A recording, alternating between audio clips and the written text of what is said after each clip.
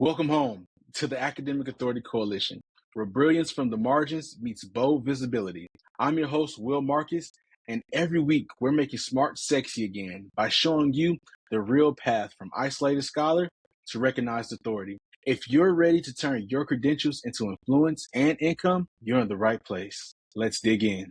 Welcome home and welcome to another great episode. I'm here with the one, the only, and the greatest guest I know, Dr. Aiden Brown. But before we start talking about Dr. Aiden Brown, let me give you guys a quick intro.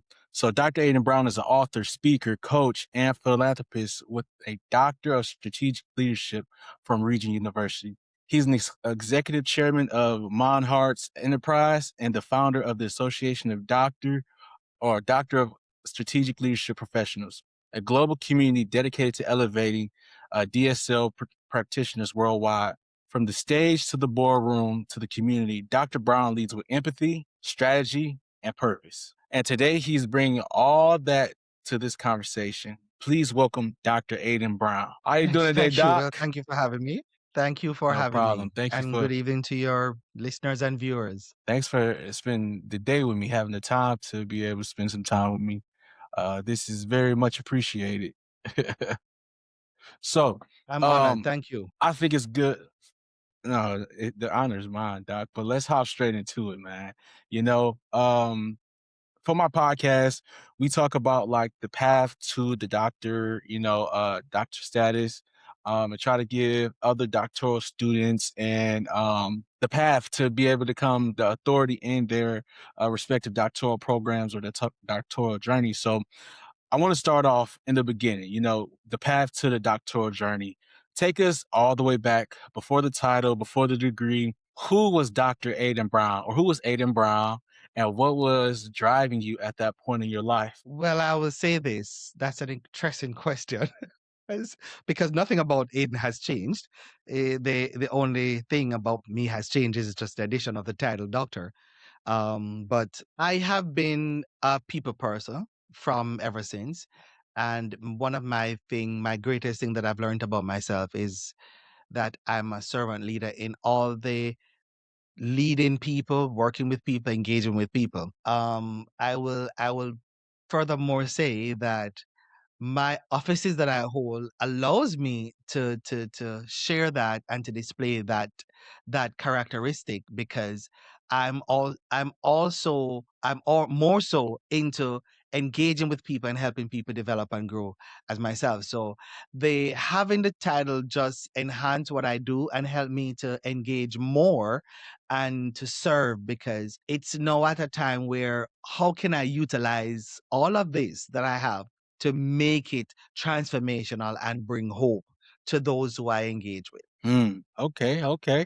Yeah, that's dope, Doc. And let me ask you this. So, was there anything that pushed you to actually pursue your doctoral degree? Like, was it already set and you knew you were going to do it? Or like, did you just figure out at one moment and had that aha moment, or what was that? That's an interesting one. The Bible tells you that life and death is in the power of the tongue. Years ago, before I imagined myself doing my studies for a doctoral program, my sister visited me. That time I was living in Jamaica, and my sister came down to visit us. And we booked a hotel. And when we were on our way to the hotel, I called to make sure that our reservations were still there. And I said to them, "Good evening. This is Dr. Aiden Brown, and I'm checking on the reservation, and this is the number." And the lady was like, "Oh, yes, Dr. Brown, we have your reservation here." This was years ago, not knowing that fast forward to now that I'm going to be actually earning a doctoral degree. So it was predestined, if I may say that, because I spoke that into being, and the fact that I am an avid reader and learner. So I wanted to learn more, and it wasn't easy, but it was kind of easy to get into the doctoral program because I went straight from bachelor's to master's, and from the master's, took 2 weeks and went straight into the doctoral program.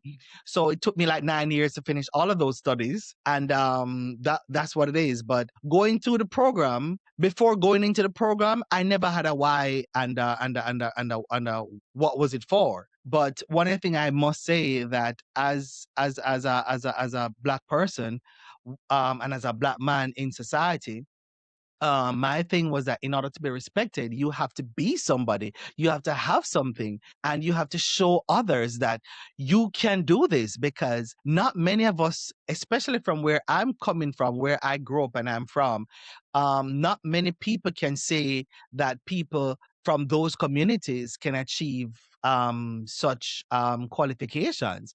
So I'm one of the fortunate ones, and I'm not sure of others, but I'm one of the fortunate ones, thank God, to have attained it. But going through the program, it gave me my reason to understand why am I doing this program. Okay. So in a part of your question, you talked about the application and actually getting into the program. And if my memory serves me right, you chose a region university for your doctoral strategic leadership. What was it about the program that specifically like felt right or kind of made you pick this university and this program? And what was the thought process behind that? This is an interesting one too. There were 2 universities that I was looking at, and the other one offered more of a educational doctoral journey. And when I saw this one, Regent, it's more of a hands-on practical approach. And when I did my comparison between a PhD program and the DSL, the Doctoral Strategic Leadership Program, I wanted to get my hands dirty. I wanted to get into the field. I wanted to do this. So with the DSL, I learned to be the applicable leader, the person who innovate, the person who transform, the person who looks at things creatively and make it happen. Unlike a PhD graduate, focus is more on research and writing. So I never wanted that. I wanted something more livelier, just like my spirit. I wanted to be out there and engage with people. So this program offered me that opportunity to showcase my talents, I must say, to showcase what I'm capable of, and to see how best I can use all the abilities and the skills and the competencies that God has blessed me with. Okay. I think that's really unique, I should say, very unique and passionate, because like a lot of times like God definitely brings us to like certain situations and stuff that like we wouldn't even know or guarantee. Like I don't know about you, but for me, like I never expected to do this doctoral program, and I never even thought about it. Like at first when I originally thought about schooling, I didn't think of nothing past a bachelor's in my initial phase. But it's so amazing how God will bring visions and different things to you for you to elevate and keep growing inside of yourself. Yes, and if I may add to that, Will, I say of recently, because we had a DSL retreat for the association a few weeks ago, and one of the things I tell the members is that we have to know our whys, and people who are going into doctoral program must be able to answer 2 questions, because having the title doctor, having to be called a doctor, if you're not if you don't have those 2 questions, the answers for those 2 questions, it doesn't make any sense. Because to me, especially having a doctor of strategic leadership degree that is more hands-on, it's the first question I'll say is why? Why are you doing it? Is it because you just want a fancy title to be called a doctor? Okay, then kudos to you. And what is your purpose for doing it? So if you can answer those 2 questions even before you start the program, then you will know your journey doing a doctoral program. And at the end of it, because a lot of people think that even when you finish the doctoral program, oh yeah, I'm gonna get a job because now I have the title doctor, I have I have this title, but it's not the case. I was having a conversation with one of my friends. He has a master's, MBA, and I said to him, at this stage in our lives, graduating with our doctorate and our masters, our MBA, it's not for us to start creating opportunities And that's what I like about my degree, the degree that I have. It helps me to think strategically, innovatively, and conscientiously. No, yeah, that's definitely like a great outlook, I would say, because like even when people ask me sometimes, I'm like, my why, like even though I initially didn't know that this was something that I was interested in, like my why came from like my childhood. I grew up in Detroit, and Detroit went through a very like crazy time, and right now we're starting to come up slowly. And our infrastructure, we've always had injustices happening inside Detroit, and it kind of spearheaded like this chapter of my life. And going to my doctoral program, I said, I want to be able to develop communities. I want to be able to develop like specifically minority, Black and brown communities. And as I started doing more research, I saw that like there wasn't any, or there's a lower amount of Black professionals that work in urban planning. So that definitely guided my choice, and that's how I got into my program. So I definitely think like understanding your why and knowing what you want to do and why you want to do it is very big in this portion of your journey. Like any advanced degree, whether it's a master's or a doctorate, Yes. that's really like, so yeah. So you talked about earning a doctoral degree in the beginning of your post, and I want to kind of talk about the dark portion of getting a PhD. What was the hardest part of your doctoral journey, and how did you navigate through it? Let me tell you something, my brother. Oh Lord. There were some nights, there were some days that you're like, I can't do this. But the greatest part of the program is when I did my residency. And we had a full 45,000 word document to write. And it took me an entire weekend. And believe me, I had 3 cups of coffee that weekend to keep me going because I didn't sleep. I was going, going, going. And I remembered when I finished, one of my friends said to me, "You want to become a doctor, right?" And at that moment, I realized it wasn't going to be an easy journey, but you have to make up your mind. I made up my mind that it is going to happen. I'm going to finish it. And as I go by, and as I finish each course, each program, each topic, and each 8 weeks that I was able to complete successfully, I think throughout the program, I get one B plus throughout the program, the entire program. And there was one class that I thought I was going to fail. I literally thought I was going to fail the class. So as I go by with each program and I finish it, I pass it, I was successful in it. That kept me going to know that I had more in me to continue the program. And I remember writing one particular article, and the article, the professor said, write as if you are writing for the Harvard Business Review. And I'm like, we've never written for the Harvard Business Review before, so how is that going to happen? When I submitted my paper, I got a 100 out of 100, an A, and I posted it on LinkedIn. And that paper got me to speak at an event before I was even graduated. And I got the title. So each time as I go and I get those passes, that motivated me to go on to the next, to go on to the next, to go on to the next. And throughout the program, and that's one of the reasons why we started the DSL, the Association of DSL Professionals, because the doctoral journey can feel like a lonely one at times. And I had colleagues who I had to push them, encourage them, motivate them. And I'm like, listen, if you reach this far, you cannot stop. And God won't allow you to finish at this part. If He brought you from that first class or residency, you can make it to any other class. And I remember one classmate, she sent an email to the group, was like, "Oh, this professor didn't even tell us what to do. He didn't even show us what to do. He was like, this is what you're supposed to do." And I'm like, my friend, at this point in our lives and studies, nobody's going to show us what to do. That is why we're studying for a Doctor of Strategic Leadership degree. You are supposed to be strategic, innovative, and creative in your work. So each class as I go along, that's what kept me, that's what motivated me to continue and to go further. Yeah, you got to be strategic, and you got to be like that thought leader. You got to be able to like fix the problem, even though like there was no specific directions given to fix that problem. That's been like one of the biggest things I've understood and learned inside of my doctoral program. Like you are now the researcher. You're the problem solver, the researcher. You have to do all those things. And like even if the professor doesn't give you clear instructions, like that's really the part of the doctoral program that you're earning, like how to become that thought leader Yes. to be able to fix those things. Hey, Academic Authority fam. I know you were probably enjoying this episode, and I'm going to let you get back to it. But before then, I want to give you a free offer.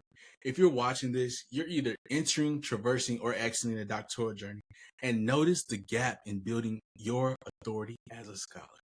If that's you, I want to invite you to the Academic Authority Coalition community, your transformational community that will guide you to becoming a recognized and respected scholar.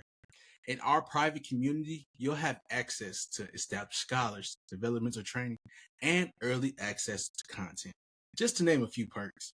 I want you to be a part.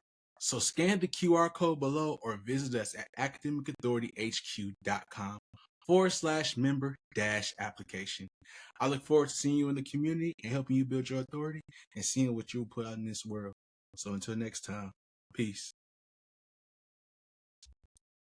Inside of your answer, and it's kind of crazy because you're steering like these questions straight down, but like you talked about almost failing the class or even getting a B in the class. Like, do you think that was like the hardest moment where you was considering like, I think I'm gonna walk away and I'm done with this? Or did you have another point where you were like, you know what, like, I don't know about this. I might need to second guess. Like, tell us about that. Do you have any moments like that? Well, there wasn't a moment when I wanted to walk away. For me, I am not one of those people to walk away from challenges.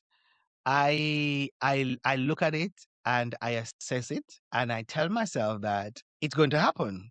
And for me, I wanted to earn the respect amongst our corporate community here. And even today, I or we were ordered lunch and I gave the person who ordered the lunch everybody's selection except for mine. And when I was ready to give her mine, I typed and the doc would like to order, and she laughed and she said, "Well, of course, Dr. Aiden Brown, you earned it, so you better use it." So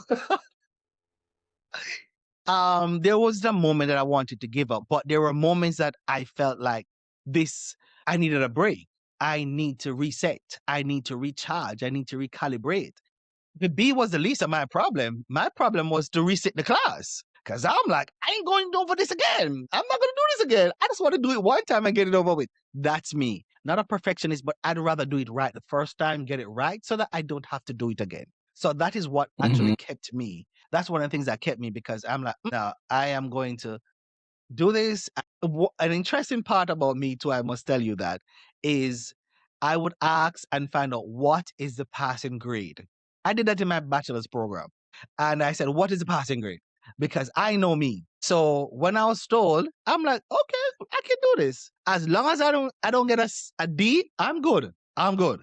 But ABCs are good for me. I like that. No, that makes sense. And it gives you something to like reach to. Like you say, I know my max and I know my minimum and maximum value. So at least I understand like what I have to shoot for. But something else I want to talk about kind of through going through like your beginning journey. Let's talk about like the support system, you know, people that surround you, you know, family, friends, colleagues. How did they respond to you being in your program? Was there support there, or did you have to grind through it mostly alone, or what did your like ecosystem look like while you were doing your doctoral program? Thank you for that. And I'll just maybe add a little thing to the first question, the last question, I must say.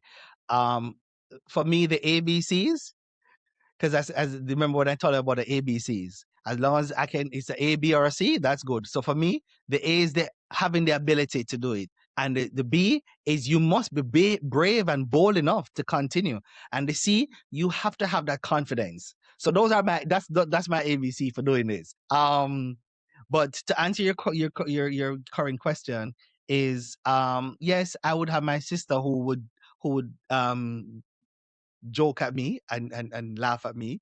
But for me, it was me doing this. And each time I would get a grade, my final grades, I would show her, or I'll maybe show one of my other friends who would say, yeah, keep it up, keep going, keep going, keep going. And I try to make sure that, because at our level, not everybody around you are going to be doctors. When you're doing a doctoral program, you're not going to have a support system of doctoral people. So again, that is why the ADSL Pro, the Association of DSL Professionals, was created, because we want people, doctoral professionals, to understand that it's a lonely journey. Leadership can be a lonely journey, and the doctoral program was one, because there was time when you want to just pull out your hair. There are times when you just want to just walk away. The professors would tell you to just take a break, shut down the computer, take a break, because you have to give yourself grace. Most definitely. Grace is something that I've been learning to give myself inside of a doctoral Yes. program. And Yeah. it's like, I beat myself up for sure, like 90% of the time, but I got a 10% reservoir of grace now where I'm like, you know what? Take a little time, relax, cut back, get back on the wheel tomorrow. You know, you got to reset your brain and let it breathe and rest so you can be able to function at your full capability. But Yes. I think I want to before I fast forward, I'm assuming that you agree that like community, you know, friendship and like family, they're essential going through that doctoral journey. Like everyone needs to find their group of support or their support system to be able to get through the finish line of that doctoral program, correct? Yes, yes, you are correct. You are correct, and that's why, and that is why, you will hear me forever reference this. It's a lonely journey, and if you can find a support system, good for you. But if you know you can do it alone, if you have self-preservation and determination, because I was determined that I'm going to finish this course, and I must add and say this, that I am the only and the first person in my family to earn a doctoral degree. So Let me give I you your was flowers right there, determined to Doc. make it happen. Shout out to you. Much kudos. I'm definitely gonna give you flowers about that. I think that's one of Thank you. the most exciting things too. Like, well, it'll be it's a close race right now. Me and one of my cousins are both doing doctoral programs, and we're both looking at being done around May 2027. Hers is like a Nice. doctor in nursing, and then mine's is urban planning. So we're like racing to the finish line, and it's a healthy Kudos. competition. You Congratulations. know, Keep it up. it's love, but between one of us, we're going to be the first doctors in the family too. But let's fast forward some. You know, once you got that doctor title, you walked across that stage May of 2024. What was actually going through your mind? The real thought, not polished or like anything, but what was the natural thought going through your mind at this time when you walked across the stage? Looking back on the challenges, looking back on the hills and the mountains and the valleys, that moment, because I graduated with my master's 2 years before that. It was a happy moment, but this was a more meaningful moment where my sister, my brother-in-law, and my family friend was there, that have been supporting us through the entire journey. And they're like, I'm coming because there's only one doctor in this family. So we're coming to this graduation.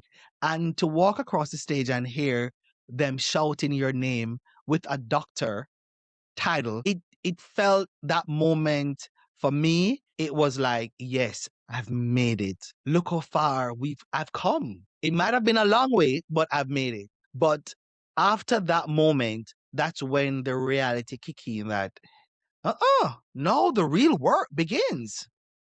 People want to know how you can solve problems, how you can fix situations, and how you can impact and influence and transform your community and the world. People want to know what you know, Dr. Brown, is made of.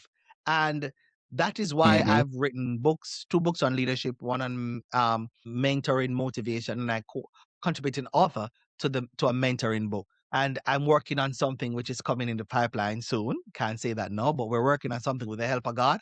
It should come to fruition soon. So it's about, the work is now beginning to start for you. Yeah, so I think to summarize it, which is something I think I'm definitely gonna feel, is like you had that cross world where it was like it was so surreal because now you're Dr. Aiden Brown, but then it's also like this is just the beginning of the journey. Like I have the doctoral degree, now I gotta run the race. And this race is never ending. Yes. Like this race doesn't stop until I'm on my bed ready to go see the maker. You Nope. know, you got to go every day. Nope. Because my thing, I often say this. You remember the 2 questions that I asked?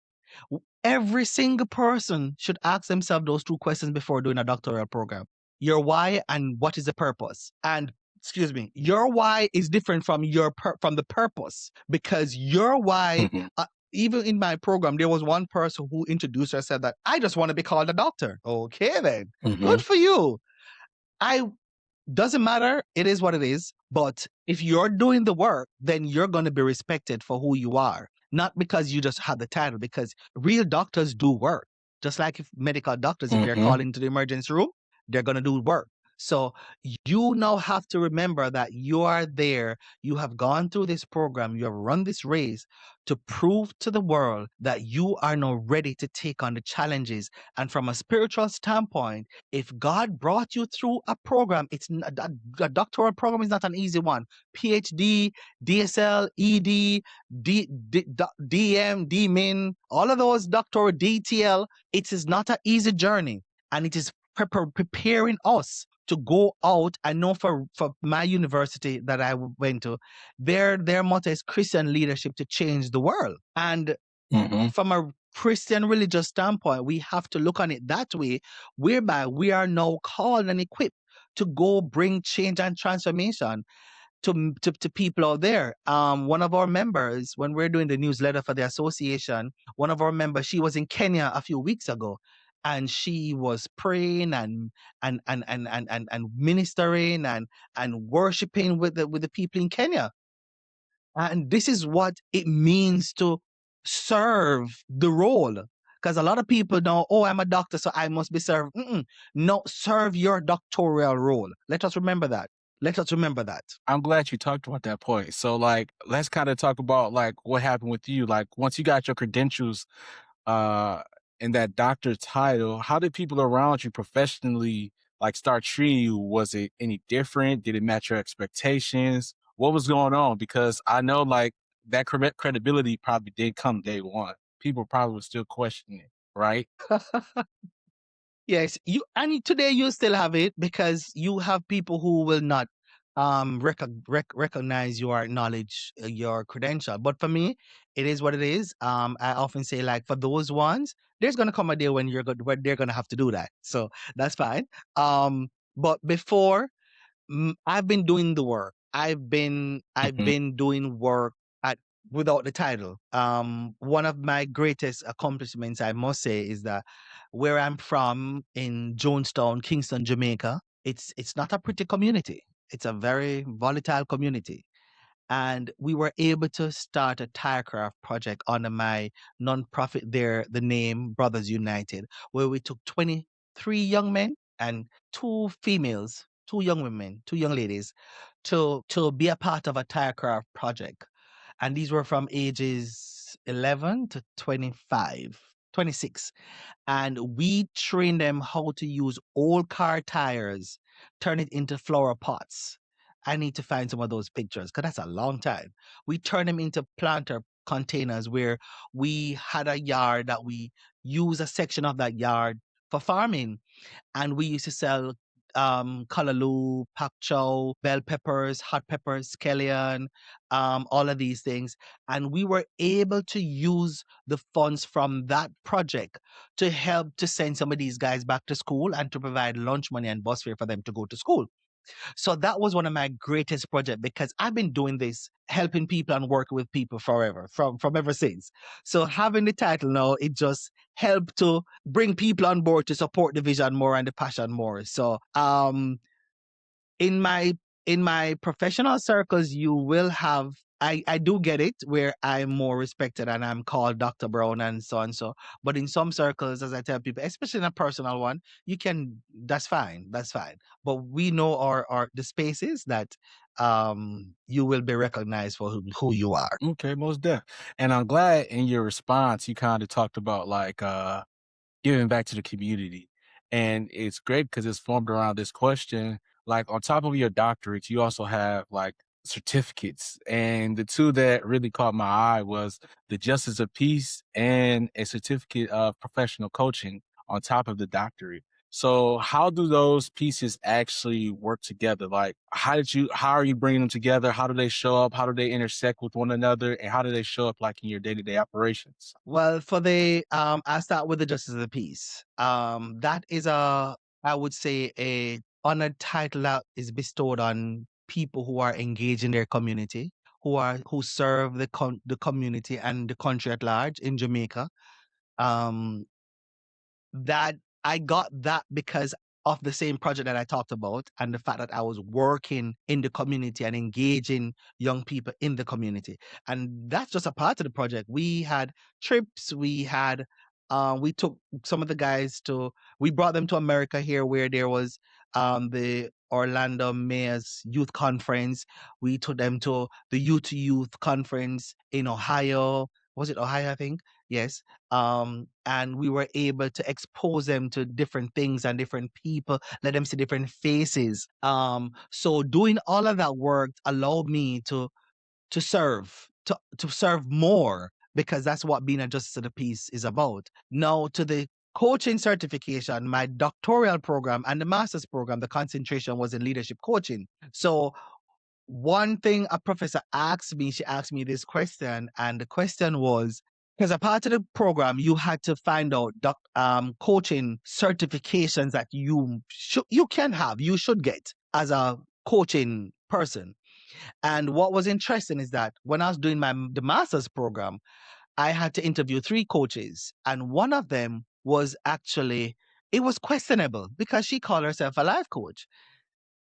And I asked, where did you get your coaching certification from? She said, oh, I just bought this online because there was a package. As a coach, you have to have a package for your clients. And when I asked her for her package, she didn't have one. So to the question that the professor asked us during the program, she said, when you go into a medical doctor's office, don't you want to know what field do they practice in? And I'm like, yes. She said, yeah. So you'd want to see the dentist license on the wall, right? You'd want to see the pediatrician certificate on the frame, right? You want to see the optometrist and all that. I said, yeah, yes. And she's like, good. That's how it works for coaching. If you say you're a life coach, how can I trust, or how can I believe that you know the techniques and have the skills and the competencies to actually apply real coaching scenarios, make it happen for the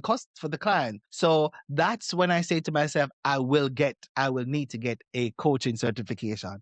But I've been doing mentoring for ever so long that I've had so many mentees. Recently, one of my mentees, because I mentor, I'm a part of the UTech, Jamaica University of Technology mentorship program.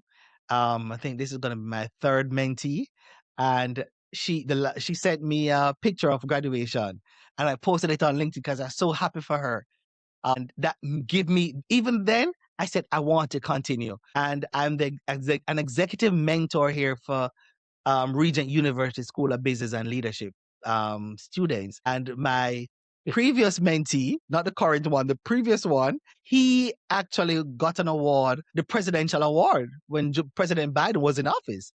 And my current mentee, he recently launched his book, and we were at the DSL retreat weekend when he got the call to say he was officially Dr. So and so and so, because he has finished all the requirements to earn the title to be called a doctor. So that has always been in me, that engaging people. So that is how the two came into the fore. Okay. I'm glad you talked about that. And later on in the next segment, we're going to talk about mentorship a little more. But let me ask you this, Doc, like, because you have it figured out now, right? But was there ever a moment like post-graduation that you were scared and you didn't know like what was actually happening, where you were going, and what was going to be like next? And if it was, what did you do to work through that? That's a good question. Thank you for that. I must tell you that for me, the journey, but it's not, life is not an easy journey. But I tell you this, for me, I had that drive within me to make it work. And if one thing don't work, another thing will work. But ever since I've finished the program, I've been creating, I've been innovating, I've been thinking. And over the last couple months, one of the things we started was for Monarchs Enterprise. Because for Monarchs Enterprise, let me talk about Monarchs Enterprise because I've been talking about the ADSL Pro. The Monarchs Enterprise we started out with one portfolio. Now we have, I think it's 4 portfolios. And one of the things that we have is water distribution. And I often say that water is life.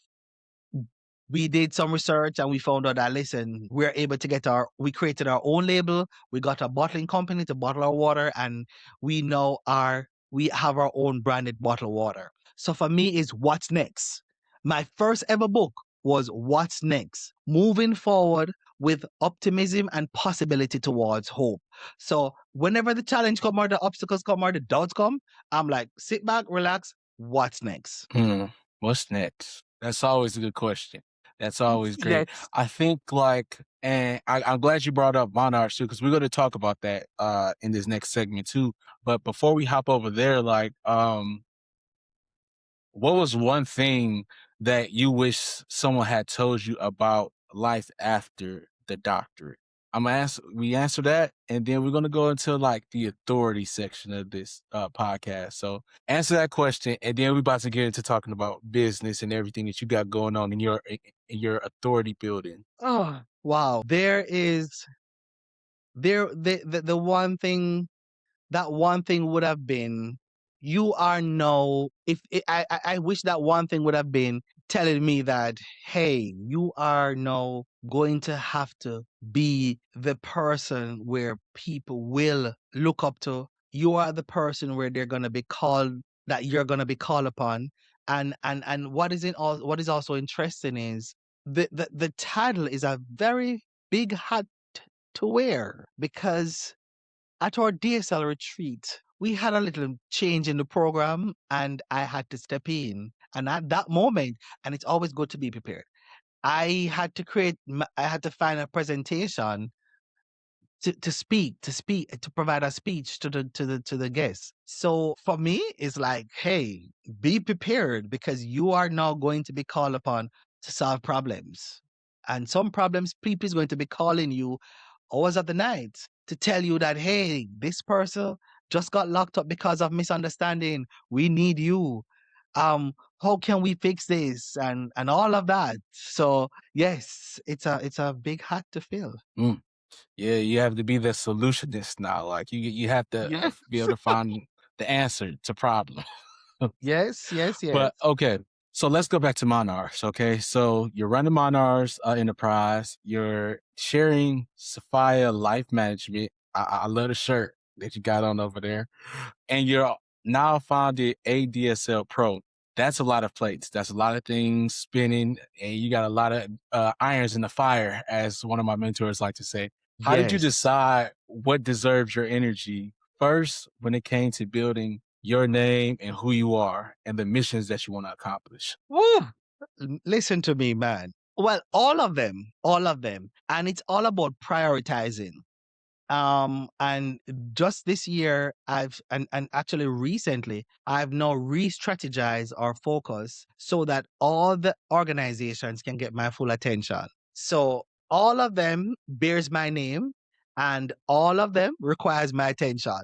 Well, the ADSL Pro have 1 more year as presidency, and not sure how that's going to go after the 1 year, but I'm prepared to serve, because that's my mantra: service over the title. So I prioritize what we have going on, and we make sure that we don't schedule stuff that clashes with each entity. For Monarchs is the bread and butter, as we would say. For Sapphire Life, it's more of giving and helping and serving. For the ADSL Pro, it's giving and serving more, because we wanted to create an umbrella organization that supports our members. And another one of the reasons too, I must tell you, is that you will get this from from the public. You have a PhD? Oh yes, you're a doctor. Oh, I have a DSL? What is that? You're not a real doctor. Yes, we've had that. And what people don't understand, the DSL, the ED, the DMin, the DTL, they are also terminal degrees, just like the doctoral program, but it have different approaches and practices. So for me, I just prioritize and make sure that all the organizations are able to benefit and to get my time, and I can work with each as I go along. So yes, they're all on the one desk. They're all on the one desk. So things will come in from Monar's ADSL Pro and Sapphire Live, and we just have to I just have to work with it. But prioritizing it and strategizing how I'm going to do it, that's one of the things that we focus on for 2026. Okay. So even in your answer, and you talked about service and like servant leadership. And servant leadership is the core of what you've done. Like throughout this whole interview, it's always tied back to service and what you're doing. So I gotta ask you, like, what is a servant leader? Like it's thrown around a lot now. So what does that actually look like in real decisions that you make? You know, that's an interesting question, Will, because recently there was a case where someone was terminated from their job. And we were looking at the situation, and I'm like, I heard of someone who was terminated from their job. And when I heard what happened, I consulted 3 supervisors, and I'm like, so you're telling me that none of these people had leadership in them that can look into this situation and say, we are short staffed, we need these people. Where is the coaching? Where's the mentoring? Where's the guidance?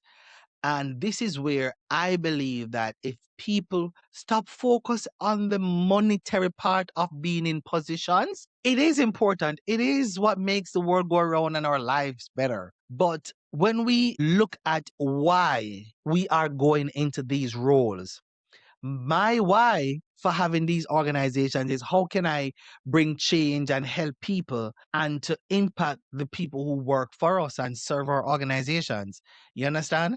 So when you look on it, why do you want to be a supervisor? A majority of the people, my final project for my doctoral program was a leadership seminar. I had to train 7, it was managers, supervisors, and as a matter of fact, a university professor was a part of the group. They all, except for that one person and the manager from KFC, the rest, they were like in warehouses and beveraging companies and stuff like that. They saw the position, they applied for it and they got it. So there's no real leadership training. And a lot of these companies, oh yeah, we provide leadership that, but really and truly, what is leadership? I know somebody who walks around in a warehouse on his vest with, oh, I am a leader. No, leadership, how may I help you? And I'm like, that's not how leadership works. When we look at leadership, and let's go to servant leadership, let's take Jesus, for instance. Look at Jesus in the Bible. He's depicted as someone who sits down and eat bread, drink with the people. He never have church into a building. He was by the wayside. He was at the seaside. But we feel like because we hold the title as leaders, we should not engage with the people. We should not develop the people. We should not provide any coaching, no mentoring, no nothing like that. And I tell you, this is interesting thing, Marcus. I'll tell you this. I was with a company that the director asked me to apply for tuition reimbursement. I maybe should have mentioned this earlier, but it's good now. And we had to send information to HR. And can you guess what that HR person responded to my application and say? If this is a true doctorate degree. I was just about to ask that. I was like, are you actually a doctor?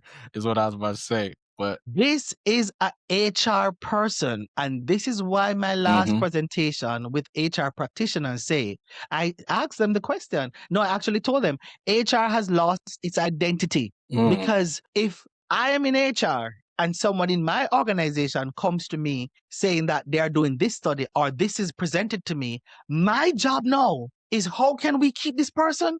This person is a brilliant person. This person is doing this. We need this person. How can we groom this person? How can we develop this person? How can we win this person's loyalty? But that's not her forte. That's not her forte because their thing is about the title that they hold, the position that they hold. And I do believe that something else have contributed to that response. So going back to what servant leadership is how is it that you can serve your people? How can you create other leaders with a heart that care for people? Bring back humanization, rehumanizing HR, where people now stop dealing with, yes, I know AI and all these things help, but come on, how can we talk to a real person? There's one company that there was no HR people on the ground there. You have to call and wait how much time to talk to people. So for us, I want to know everybody who works for us. I want to know how can I engage them? How can I develop them? How can I help to contribute to their success? Because at the end of the day, as leaders, it's how we produce more leaders and how we impact people's lives. That's what makes us great leaders and what makes us servant leaders, because we're there to serve the people, not the other way around. That's a great answer. And Thank you. I want to ask you too, based off that answer, like that gap of like not humanizing leadership, is that also something that you saw and what made you found the ADSL Pro organization, or no? No. However, that do helps us because as DSL professionals, we work in different fields. So we wanted to make sure that our members who serve in that area, we are aware of all that this is happening. So we must step in now and to fill the gap. How is it that we can integrate the human side of it into our role? Because people need people. People definitely do need people, and they make the world go round, as you should Yes. say. But Yes. okay, so let's pivot a little bit more. Let's talk about more of like your creative side. Like every doctor is pretty much a content creator, whether they know it or not. But you're a speaker, an author, a consultant, a mentor. How did you build the visibility that gets you into those rooms? Like, was there a moment things kind of clicked, or was it like a slow build, or was it like more of a trial and error? Like, did you start developing stuff to like go out, or just give us the recipe? What did Dr. Brown do to get into those spaces? Well, I used to speak before having the title. I used to present before having the title. And I tell you, one of the foundation is from the church. Because I used to preach, I used to teach. I was a Sunday school teacher. And the interesting part of it, I served for 13 years on my high school board after graduating. I went back and served on my high school board for 13 years. So for me, I already had that knock for speaking, engaging, and all of that. I remember even one time my former principal called me and was like, "Hey, I'm coming for you because I want you to drive me to this place." And I told my staff, "Hey, this was back in Jamaica." And I'm like, "I'm going to be stepping out. I don't think I'm going to come back for the rest of the evening. So see you guys tomorrow." And I remember when we got to the venue, we went to another state, as we would call it here. And when we got there, I was introduced to the host, and there were some international students there. So I'm like, "What's going on here?" And she said, "Oh, he's going to be the speaker." I'm like, "Huh?" I thought I was the driver. But at that moment, I was prepared to serve. And the exposure that I got before helped me adapt and become flexible enough to make that happen. And at the end of it, the host gave me an envelope, and that was a thank you. And I said, that's when I said, I need to go into speaking more often. But apart from that, right now I tell people, I will speak. You can hire me to speak. We can discuss the after part of it, but I'm willing to serve. And if I have a message to share, I'll share it. Going through the program, finishing my doctoral program, I wanted to make sure that, okay, you're a speaker. As I tell people, if you're a speaker, you must be an author. And if you're an author, you must be a speaker. So I now start to write my books. I present at research roundtables. I connect with people and say, "Hey, I would like to speak," or people see my articles that I've written, see my book, and invite me to come and speak. But then you have to check the calendar and say, "All right, let me see what's going on so I can make sure I'm available to come to all of these things." So if I'm like, no, I tell people that if it's a podcast, I'll come I'll join on if it's virtual because I'll make the time for that. But if I have to travel and do all of that, that's a whole different story. But I write the books, I write the articles, people have seen it, people have connected with me, and that is how I'm able to get to build a brand. Because right now, as I tell people, as a doctoral professional, as a DSL professional, because I'm proud to say that, DSL professional, it is now building your brand, and I'm building my brand further. I love that, Doc. And I want to say, I think the church, the three big things, church produced the big three. And I know they produce like other things as well, but I like to say they build leaders. The church builds leaders, they build speakers, and they build singers. Yes, yes. Those are the big three. And I've always seen that in the comment. Like every time I ask somebody, like, how did you get your start? Like the church. Or I was singing in the choir, or I was speaking on the youth ministry, or I was doing this. And it's like yes. the church, Because it I definitely think does that. back in my church days, I was Sunday school teacher, I was youth president, I was men's fellowship president, I served on the youth choir. I never served on the senior choir. But what was interesting though is we had a Christmas cantata that involved the youth and the adult choir, the senior choir. And that was a beautiful evening Christmas program that we had a wonderful and a glorious time. It was a blessed afternoon that evening, Sunday evening. But yes, it does. Preachers, teachers, leaders, singers, yes, it does. It does. Most definitely. So earlier in our interview, you did talk about like mentorship as well. And I know you mentor students at Regent University School of Business and Leadership. And I'm pretty sure you have other doctoral students that you mentor as well. What's the gap that you've seen between the students learning and what they actually need as they step into the real world? It's more two things. Guidance, as a matter of fact, I put three: guidance, support, and direction. Guidance, I know people might say guidance and direction is the same thing. But guidance is they want to know because one person actually was deciding, should I go PhD or DSL? And I'm proud to say that they have been accepted into the DSL program. And I'm like, kudos to you because you are this type of person. I've always seen them having this event, hosting this event, doing this. And I'm like, this is who you are. So they want guidance. The support, yes. When you have people who are in a mentorship program, who are in a doctoral program, they want to know that they have the support. And that is evident in even in my current mentoring relationship with my mentee. And the other one is direction. Where do I go after this? What do I do after this? So being that mentor, I remember one member of the ADSL Pro said to me, Messi, you're doing water. As a matter of fact, a couple of them, a few people said to me, I see you doing water, you're doing this, you inspire me. So that part now is where people want to have that direction. My mentee from Jamaica said, yesterday was a holiday in Jamaica, and she said, I'm now here applying for my master's program. And I'm like, you go, girl. So it's about, okay, what's next? And how, as the mentee, as a mentor, how can you provide the guidance, the support, and give the directions? You're not giving the direction, but you're offering the solutions for them to find their direction. That's a good answer.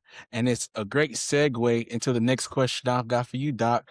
I know you said you got a program coming up that you can't really discuss, but outside of that, where is Dr. Brown taking all this next? What's like the vision for the next 3 to 5 years from now? Well, we're building on Monars, our fourth portfolio. We're building on that currently. I won't say much.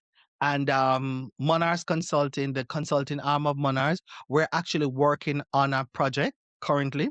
It's in the deliberation stage, and we're hoping to have that come to fruition soon, with the help of God. So we're working on that. And in terms of giving back, I'm all about helping and supporting. We're partnering with the fourth portfolio, which is actually Monarchs Jamaica Limited, that we're thinking of actually tabling a paper to host an event tying servant leadership and corporate Jamaica that involves JPs, executives, business leaders, non-church leaders, all of these people to come and sit down and discuss what servant leadership look like in the role of corporate Jamaica. So we're looking at those things as the next 3 years come upon us. Yes. Okay. Those sound like some great plans. So for all my watchers and everyone that's on this podcast, before we go into our extended conversation, which will be hosted on the Academic Coalition platform, which you will also be one of our founding moderators on, which I definitely want to shout you out. Thank you for that. But Yeah. before we go into that end, can you give everyone your social media platforms, where they can find you, how you can get in contact with you outside of what we have inside of the actual community? Well, I'll tell you this. I'm on LinkedIn. You'll find me on LinkedIn. That is where I'm mostly at. I do have my private page on Instagram and Facebook, but I post most of my religious stuff on there. You won't see pictures of me and all of that. We manage the socials for Monars and ADSL Pro and Sapphire Live. So you'll see more of that there. But LinkedIn, I am on LinkedIn. They can find me on LinkedIn. And Monars, you can visit Monars website, www.monhars.us. Mm-hmm. And you can search for me there. You'll have my email and LinkedIn there. And yes, I'm on LinkedIn. Go find me on LinkedIn. For sure. Well, this was another great episode of the Academic Authority Coalition. I was here with the greatest, Dr. Brown. You heard all his socials. If you want to reach out to him, please do. If you want to see our extended conversation, please join our Academic Authority Coalition community. You can find the links below. And peace. Until next week, we love you. Be blessed.